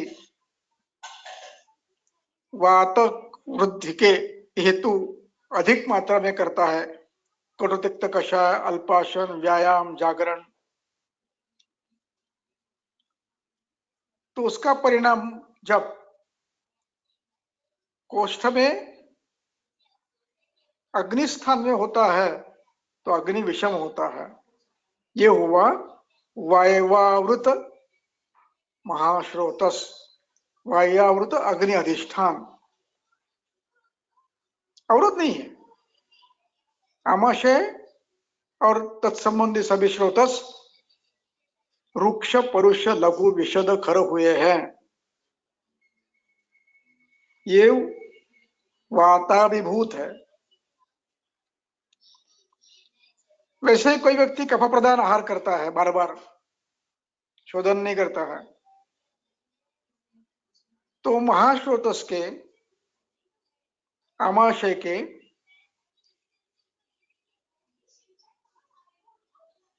परिसर में जितने भी भाव है, जितने भी स्रोतस है, उसमें श्लेष्मा का प्रभाव पड़ता है और परिणाम स्वरूप अग्निमंद, गति कम होना, गुरुताना, स्थैमित्याना, भारीपन आना, ये लक्षण दिखने लगते हैं और अग्नि अन्न पचाने में अक्षम रहता है। ये श्लेष्मावृत अभिभूत कोष्ठ है। इस प्रकार अभिभवन की कल्पना इन्फ्लुएंस अर्थ में है, प्रभाव डालना। जैसे आप कल्पना कीजिए, आप छात्र हैं और आप कॉलेज के कहीं कॉरिडोर में खड़े हैं, एक कोने में खड़े हैं और जोर जोर से हंसना, गप्पे मारना चल रहा है। जैसे कोई अध्यापक जिसके प्रति आपकी आस्था है, सम्मान है, वो आता है तो आप अचानक गप हो जाते हैं, चुप हो जाते हैं। इसको कहते हैं आवरण, अभिभवन। उसने कुछ नहीं कहा, मत करो नहीं कहा कभी उसने, लेकिन आप अपने आप को स्वयं नियंत्रित कर लेते हैं। इस प्रकार ये दोषों का अभिभवन होकर व्याधियां होती है, इसको भी आवरण कहते हैं। तीसरा प्रकार,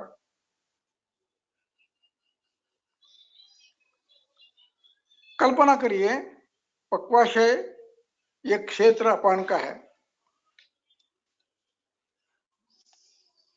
पूरा क्षेत्र अपान का है, मूत्रवह, अर्तवह वगैरह। इस पे कोई व्याधि हो गई, कल्पना कीजिए अश्वरी हो गई, मूत्राश्वरी। उसका परिणाम होता है कटिशूल, असमंताशूल, पार्श्वशूल, पृष्ठशूल, वंशनशूल।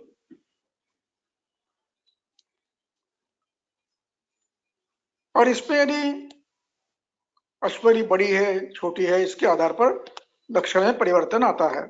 कभी निकल जाती है, शांत होता है, कभी निकलती नहीं है, तो इसके परिणाम स्वरूप आपको छर्दी अनुभव होता है।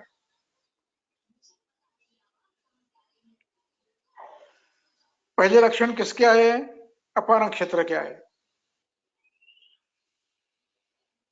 शूल हुआ, कटिशूल हुआ, वंशनशूल हुआ, पार्श्वशूल हुआ, कुक्षिशूल हुआ, ये पहले हुआ। तो इसका मतलब है अपान क्षेत्र बिगड़ा हुआ है और इसका परिणाम स्वरूप जब आपको छर्दी होती है तो ये अपानावृत उदान हो गया।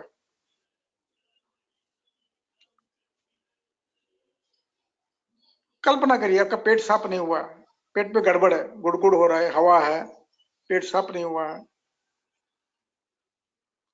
आपको भोजन की इच्छा नहीं होती है, रुचि भी नहीं आती है, लालाश्रा होता है, भूख नहीं लगती है और भोजन की इच्छा नहीं होती है, बुभुक्षा नहीं होती है, यह अपानावृत समान है। यानी पहले जो क्षेत्र विकृत होता है वायु का, उसका परिणाम जब किसी अन्य वायु के क्षेत्र पर उत्पन्न होता है तो उसको हम पहले कौन हुआ है इसके आधार पर निश्चित कहते हैं कि अपान से आवृत समान है, अपान से आवृत उदान है। पहले अपान दुष्ट हुआ है, अपान से अवरुद्ध व्यान है, पहले अपान अवरुद्ध हुआ है, बाद में व्यान के लक्षण उत्पन्न हुए हैं। इस प्रकार आप आवरण को समझ सकते हैं।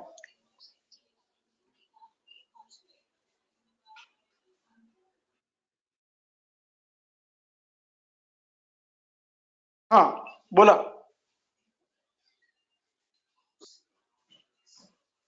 उनके बारे में क्या अलग अलग एंगल है वो सर ने बहुत अच्छे से हमें समझाए थे। अभी हम कार्यक्रम की आखिरी की ओर जा रहे हैं। वैसे तो बहुत सारे प्रश्न है, कुछ प्रश्न ऐसे ही कि जिनको स्पष्ट करने में थोड़ा समय भी लगता है। वैसे प्रश्न कभी शायद आज नहीं होंगे तो हम और भी एक सेशन ऐसा रखने का प्रयास करेंगे और उसमें सर के साथ सभी प्रश्नों की बात भी की जाएगी। जैसे कि प्रकृति के बारे में प्रश्न है, गुल्मों के बारे में प्रश्न है या रुद्रोग के बारे में प्रश्न है, वो हम नेक्स्ट सेशन में लेंगे। लेकिन अभी मैं एक यही प्रश्न जो हमें सभी प्रैक्टिशनर्स वैद्यों के लिए कुछ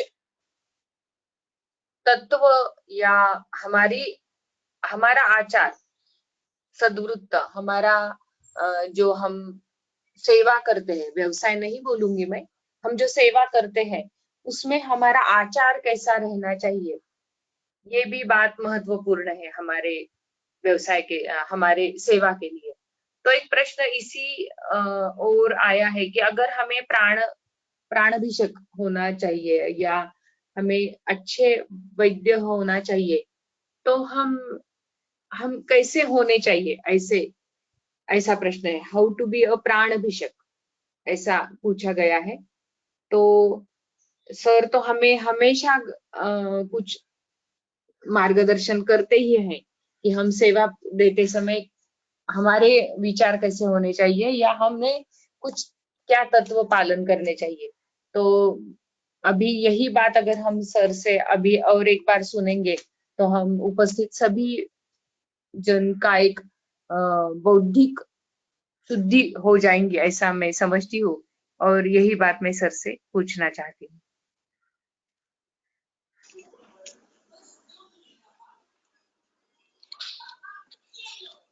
प्राणाचार्य के प्राणाभिसर और प्राणाचार्य राजवैद्य, इसमें दो पहलू है। वैसे अधिक है लेकिन मैं दो में सबको समाविष्ट करता हूं। एक पहलू जो महत्व का है वो हमें शास्त्र का अध्ययन, संपूर्ण शास्त्र का अर्थ से इति तक, चरक, सुश्रुत, अष्टांग संग्रह, काश्यप, इनका ज्ञान होना चाहिए। इनका सूक्ष्मता से समझ के अध्ययन करना जरूरी है और हर सिद्धांत को समझना जरूरी है। एक दूसरा, इन हर सिद्धांत को अपने व्यवहार में प्राथमिक काल में अनुभूति लेनी है, अनुभव करना है हर चीज की, हर सिद्धांत की। जैसे दिनचर्या है, उसकी अनुभूति लेना है। पालन करते तो क्या होता, नहीं पालन करते तो क्या होता। हर सूक्ष्म पहलू का अनुभव लेना है।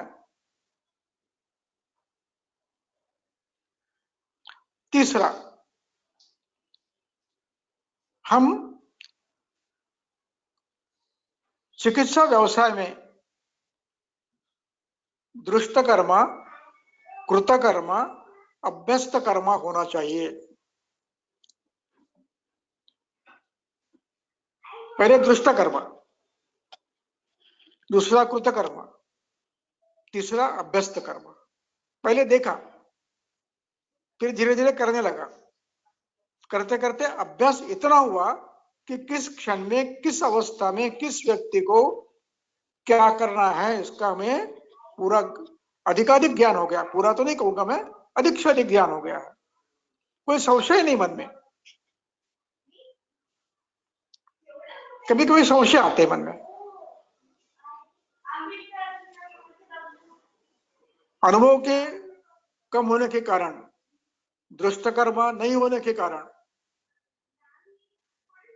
कृतकर्मा नहीं होने के कारण, अभ्यस्त कर्मा नहीं होने के कारण कभी कभी मन में संशय आता है, ये करे तो क्या होगा, ऐसा होगा क्या, वैसा होगा क्या।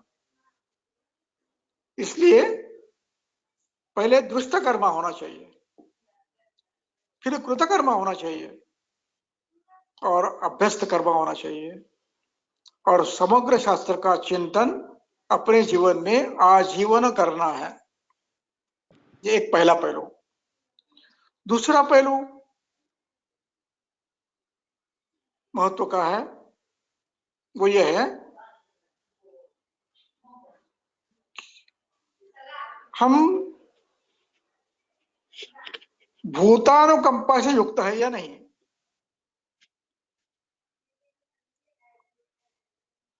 रागादि रोगान सततानुशक्तान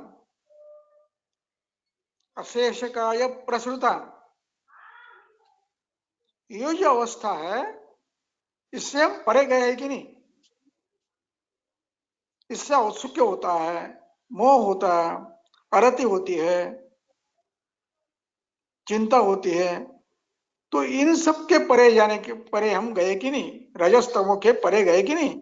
राग, द्वेष, आसक्ति, संग, इनके परे गए या नहीं। यह आवश्यक है। ये क्यों आवश्यक है?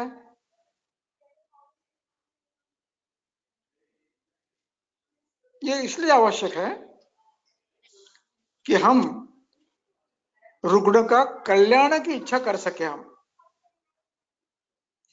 हमें चिंता रुग्ण के कल्याण की पहली होनी चाहिए।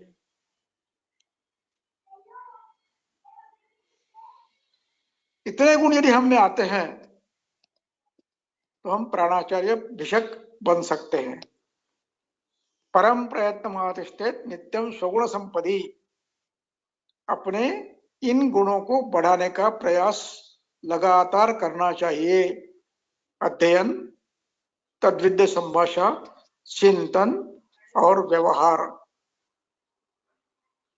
प्रत्यक्ष फल दर्शन। हमें देखना है कि अब फल मिलते हैं या नहीं मिलते। यदि इस सूत्र के आधार पर इस सिद्धांत का फल मिलता है या नहीं मिलता है, इसका अभ्यास होना चाहिए। हमें इसका विश्वास उत्पन्न होना चाहिए। यदि मैं कहता हूं कि आप दूध बंद करो, तो मुझे विश्वास होना चाहिए कि दूध बंद करने से ठीक होने वाला है। इतना विश्वास मुझे होना चाहिए। इसको कहते हैं अभ्यस्त कर्मा। इस प्रकार हम अपने आप को धीरे धीरे धीरे धीरे उत्तम चिकित्सक बना सकते हैं। और हमारा उद्देश्य केवल लाक्षणिक चिकित्सा का नहीं होना चाहिए। शूल हुआ शूलग्न दिया, छर्दी हुई छर्दग्न दिया, श्वास हुआ श्वासग्न दिया, नहीं। हमें आयुर्वेदिक पद्धति से व्याधि का उगम, हेतु, दोष, दूष्य, अधिष्ठान, इस परिप्रेक्ष्य में जानना चाहिए और उस अनुसार हेतु त्याग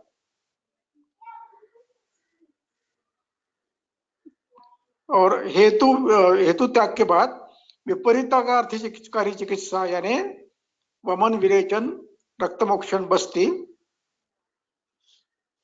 और इसके बाद हेतु विपरीत चिकित्सा, ये पूरा करना में सक्षम होने चाहिए, इसका अभ्यास होना चाहिए, तब जाकर हम प्राणाभिसर वैद्य हो सकते हैं। चलो,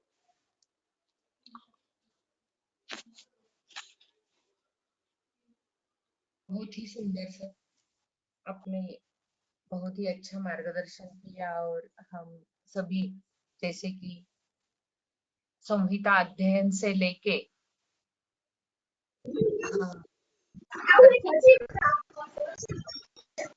साथ में इसको समृद्ध करना और सभी वैद्य गण ऐसे समृद्ध होते हुए हमारे शास्त्र की उन्नति भी उसी में है। तो आज इसी प्रश्न के साथ आज हमारा ये कार्यक्रम हम यहाँ पर एक सेकंड सेशन में भी हम करेंगे, ऐसा डिक्लेयर करेंगे। तो मैं अभी ओमकार से निवेदन करती हूँ कि वो समारोह करेंगे कार्यक्रम का। वैद्य ओमकार।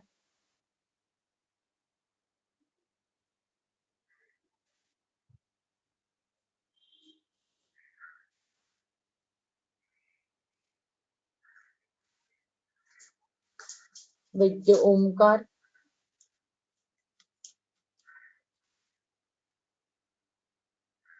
शायद वो नहीं जुड़ रहे हैं। मैं ही इस कार्यक्रम का अभी समारोह करने जा रही हूँ। धर्माधिकारी सर ने हमारे सभी जनों के प्रश्नों को बहुत विस्तृतता से और संदर्भ के साथ जो हमें स्पष्टीकरण किया, हम सब उससे लाभान्वित हुए।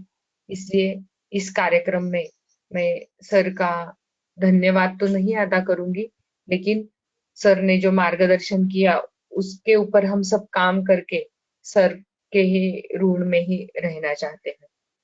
इस कार्यक्रम में जो भी व्यक्ति आज सहभागी हुए वो सभी वैद्य वर्ग या विद्यार्थी वर्ग, जो ज्येष्ठ वैद्य भी यहाँ पर सहभागी हुए हैं, उनका भी मैं आभार प्रदर्शित करती हूँ और अभिनंदन भी करती हूँ। इस कार्यक्रम को सफल करने के लिए जो अमृत महोत्सव कमेटी की जो भी मेंबर है, उनका भी जो सहभाग है, उसके लिए उनका भी आभार प्रकट करना चाहती हूँ। और अमृत महोत्सव कमेटी के सभी सदस्य हर महीने में इस कार्यक्रम में सफल करने के लिए जो सहयोग देते हैं, उनका और जो उपस्थित गण, वैद्यगण, विद्यार्थीगण जो हर महीने हमारे साथ जुड़े रहते हैं, उन सभी का आभार व्यक्त करते हुए आज का यह कार्यक्रम यहाँ पर संपन्न हुआ, परिपूर्ण हुआ, ऐसा है। धन्यवाद।